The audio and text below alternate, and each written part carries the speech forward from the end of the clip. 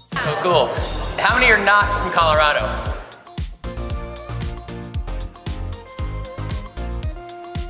Rise of the humans.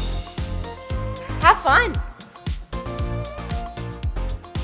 Creativity, strategic thinking, problem solving. Hi everyone, my name is Amanda Nielsen. Thanks for coming to my session, Community Not a Channel, How to Drive Growth with an Enablement-First Approach to Partnerships. I am local to Denver. I'm super excited to talk about this topic today. I've been in partnerships for my whole career. I started as a marketer at an agency in the HubSpot ecosystem, managing partnership with SaaS companies. And then I transitioned to a SaaS company in the Salesforce ecosystem, managing partnerships with agencies and consultants, and never looked back. Along the way, I've acquired some fun little side hustles that I fold into this catch-all business called Thought Leader Labs, encompassing speaking, consulting, social media, and most notably, an e-commerce store where I sell funny merch. These are some best sellers. Marketing attribution is fake, and no need for data, just vibes. You can find those and lots of other funny products on thoughtleaderlabs.com. For the last 4 years or so, I've been managing FormStack's partner acquisition and onboarding. And throughout that tenure, we grew the partnerships team from 3 people to 12, ultimately contributing nearly 50% of new biz revenue at its peak. But now, starting September 5th, officially, I'm joining Revenue Grid as head of partnerships, where I'll be responsible for building out ISV and SI partner program. You've probably noticed them. They're a primary sponsor at this event and lots of others. Revenue Grid is a sales engagement platform for Salesforce, so definitely check them out at the demo jam or stop by the booth. So before we dive into all the tactics, I think it's important to look at why partnerships are valuable to a business. Businesses have been around forever, but it seems like only recently we're really seeing an uptick in partnership thought leadership. We've always had standard go-to-market channels like marketing, sales, customer success. There's entire blogs, newsletters, even conferences dedicated to these functions of business, but never really partnerships until somewhat recently. Like I said, uptick in thought leadership for sure. I mean, I'm standing here right now presenting this to you all. And just the other day in Denver, there was a partnerships conference called Catalyst. I think we're gonna continue to see partnerships increase as an essential function of go-to-market strategy, and for really good reason. And that's because partners enable us to do more with less. I don't know if you guys have heard, but the economy's pretty weird right now. So partnerships are a great way to increase revenue without necessarily increasing headcount. With marketing and sales, you're generally selling to a single customer with a finite lifetime value. One business can really only buy so much stuff. But with partners, you're not just selling to a single entity, you're building a relationship to gain access to not just a single customer, but an entire customer and prospect base with ultimately infinite lifetime value. Whereas, with a relationship with one customer, you're getting one customer. Basically, partnerships gives you a ton of bang for your buck in terms of resources and time invested because one, you have that access to the customer and prospect bases of other businesses. And two, because the cost of acquisition is way lower.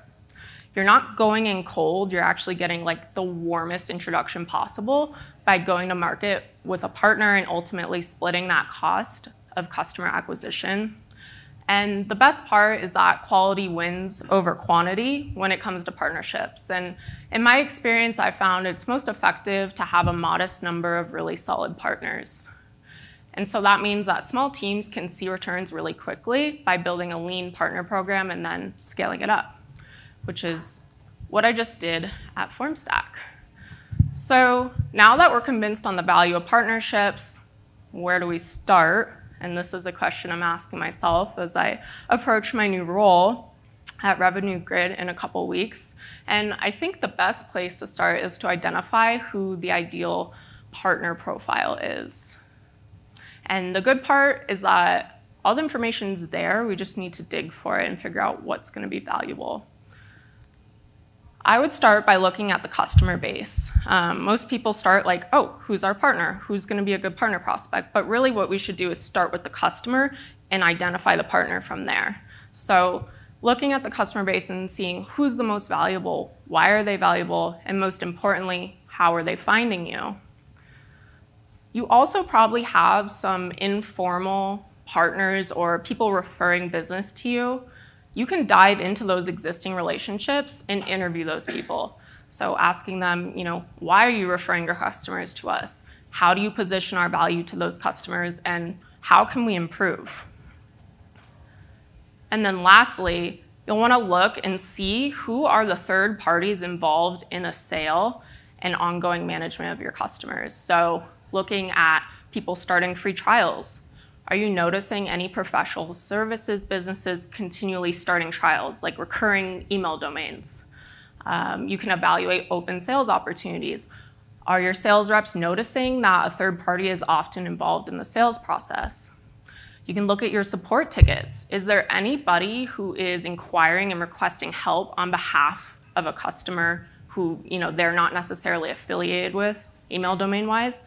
That's a super easy, low-hanging fruit. I imagine that most companies in the Salesforce ecosystem will find that there's often a third party, usually a consultant or a systems integrator, who is helping the customer evaluate, implement, and ultimately upkeep your product. So now that we've established that consultants are typically the ones referring, we can figure out how to tap into that relationship. And to do that, you need to know what makes a consultant tick. And so you start researching. And by researching, I mean we literally asked at FormStack, like I said, tapping into that existing partner base. And we asked questions like, how are you structured? What's your philosophy? What drives the success for your business? And what pain points exist? And then most importantly, how does a customer literally get to the point of being introduced to your company via a consulting firm? And now we're going to look at the findings that we gathered from the last 4 years or so building this partner program at FormStack. So we'll look at what drives the success. So when it comes to customers, quality typically trumps quantity. The market is really saturated with small to mid-size SIs. You probably all are very aware of that. There's the Deloittes and the Accentures and the Slaloms of the world. But aside from a handful of whales, the ecosystem is primarily comprised of small to mid-sized consultancies, lots of boutique firms, that sort of thing. The other thing is that the ecosystem is constantly growing, right? And every business starts as a small business. And there are only so many customers that a small to mid-sized firm can handle, especially compared to like a software company. So all of that is to say that the average SI, a small to mid-sized business, typically has a small customer base with high retention and high growth potential. And that's going to be a lot more valuable than a large customer base of poor fit customers who are likely to churn. Not surprisingly, consultants really see themselves as being consultative and describe themselves as being agnostic when it comes to software. These types of people really pride themselves on choosing the right tools for the job rather than being swayed by revenue kickback or being exclusive to one software just because you're partnered. Instead, consultants are really swayed by superior products. So they're typically really technical and like to make their decisions based on the best tool for the job rather than what's easy to implement or what they're already experienced with. They're not afraid to get their hands dirty with a new product. The other important choice is what levels of support are going to come with that product. So the quality of support is going to ultimately be correlated with the level and quality of delivery for the customer and ultimately affect the retention of that customer, which, as we can call back to my other slide, that's the lifeblood of a consultancy, is high lifetime value retention. And in addition to product specs and support, industry focus is a really huge component in the decision-making process. Most SIs have a handful of industries that they do really well and prefer to focus on. And there's often repeat use cases that almost all of their customers will have requirements for in some way or another. So if you can show how your product is going to fit into every single customer implementation, you're going to see great results. You need to be able to prove the value your product has in the context of that industry. And you need to speak their language and really show them that you understand the environment that they play in, like to the point of narrowing down into subverticals, knowing the vernacular. So it's not healthcare, it's health and life sciences. Are you on the payer provider side? What is HIPAA? Why is it important? Things like that are really going to earn you credibility and make you a preferred tool. Next, I'll discuss some of the pain points around like old school partner programs and the internal dynamics of an SI. So first and foremost, marketing and sales typically are not at the forefront of a consulting business. You would be hard-pressed to find any consultancy who built out a marketing or sales function before getting their consulting practice perfected. Most SIs are going to get their growth through that excellent delivery, small but mighty customer base, and ecosystem word of mouth, case studies, that sort of thing. They're not inherently sales-minded per se. That's not to say that sales, and go-to-market aren't important, but I would say that delivery and retention really trump all, and that shows up in the culture and in the behaviors of the people at those firms. And I'm sure this will also be a shock to everyone, but consultants are really busy. When it comes to partner program, song, dance, all that, they have really low tolerance. And as we know, their business is built on billable hours. Time is quite literally money for them, and they really don't have a lot of interest in investing lots of time just learning about a partner program. And then the last finding was that the partner manager actually isn't the best point of contact for championing the relationship.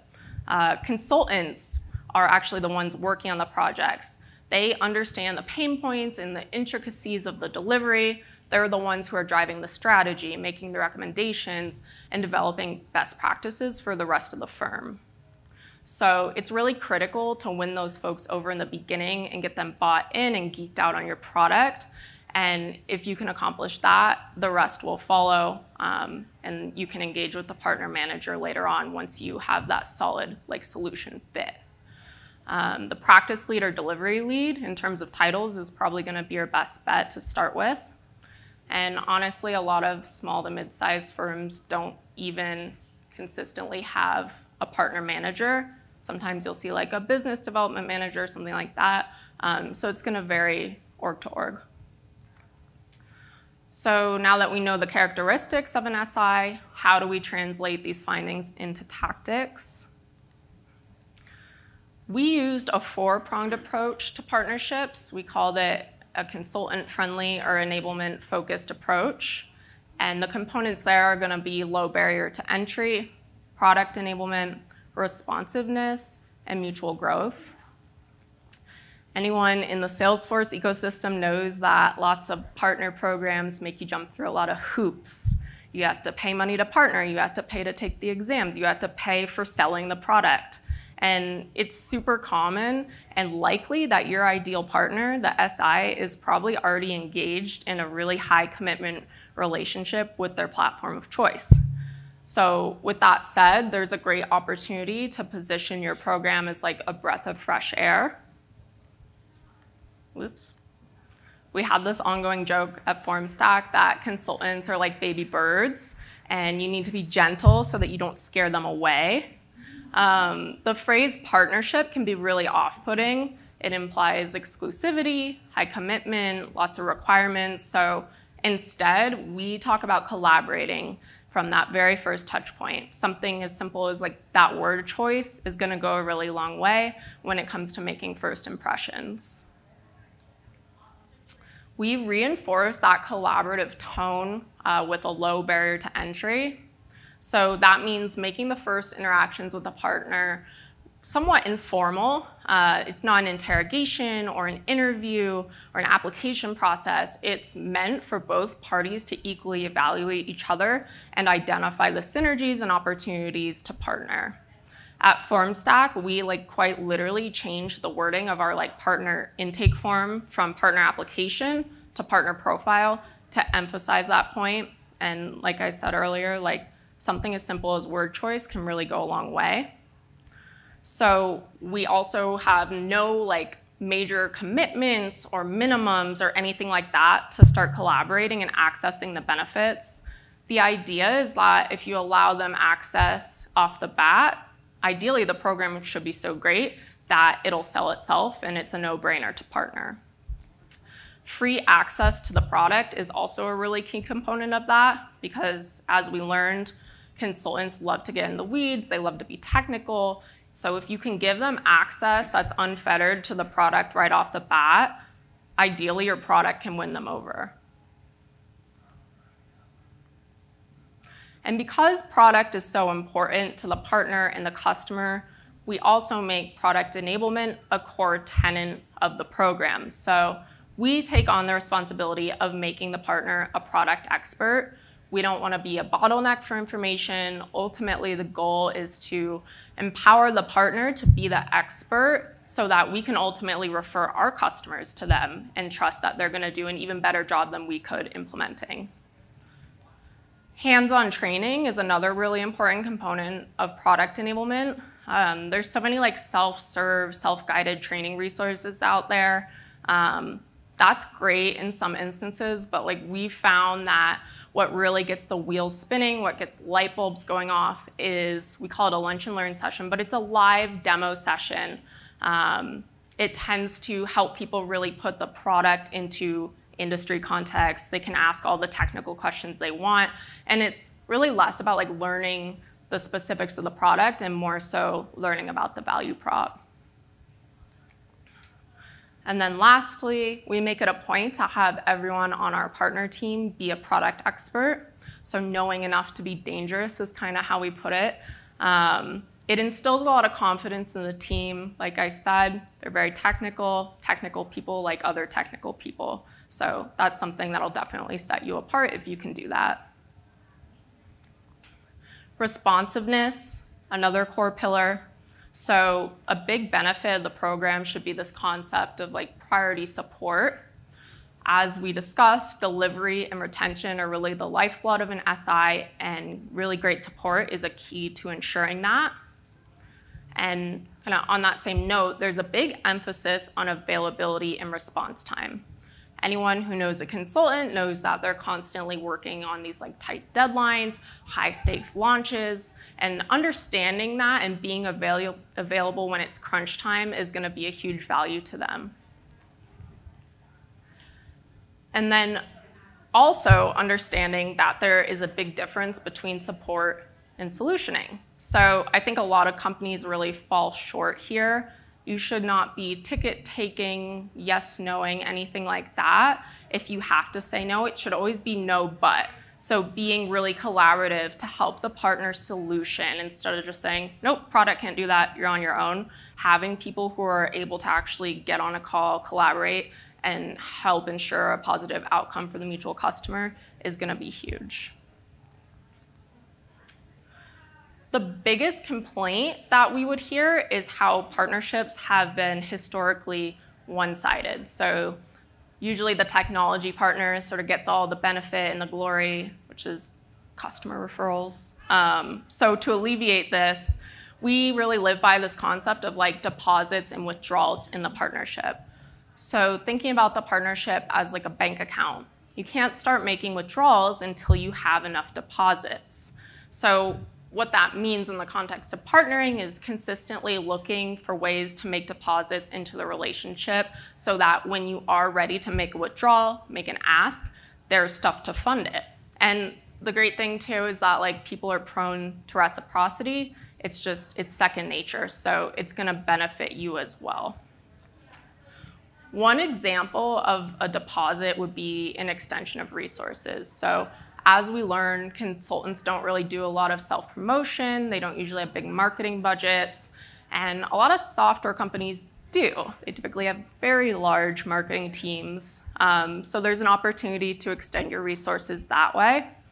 And then I mentioned it earlier, but like the holy grail of partner deposits is going to be an introduction to a partner of yours. And this can really only benefit you because it's going to make your product more sticky, ensuring that the customer is getting the most out of it, helping you identify opportunities for upsell even, and it's going to enhance the relationship with the partner. So the bottom line is that you should really promote your partners as much as you can. Their success is your success, and it cannot hurt you in any way.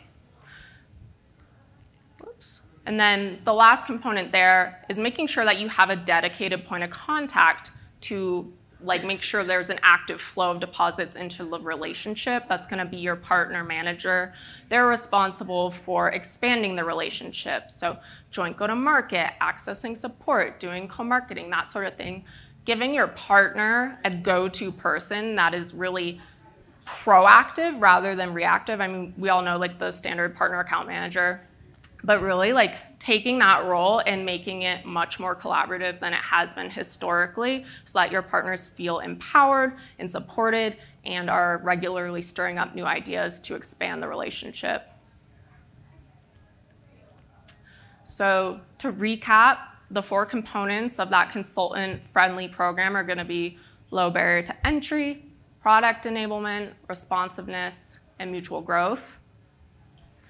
And the steps that I'm going to be taking when I start building out Revenue Grid's SI partner program are going to be identifying the ideal partner by starting with the customer, doing initial research, and consistently evolving the program as we learn. Oh, those are out of order. Understanding their vibes and speaking their language, so making sure that you're fluent in consultant speak, especially vertical specific.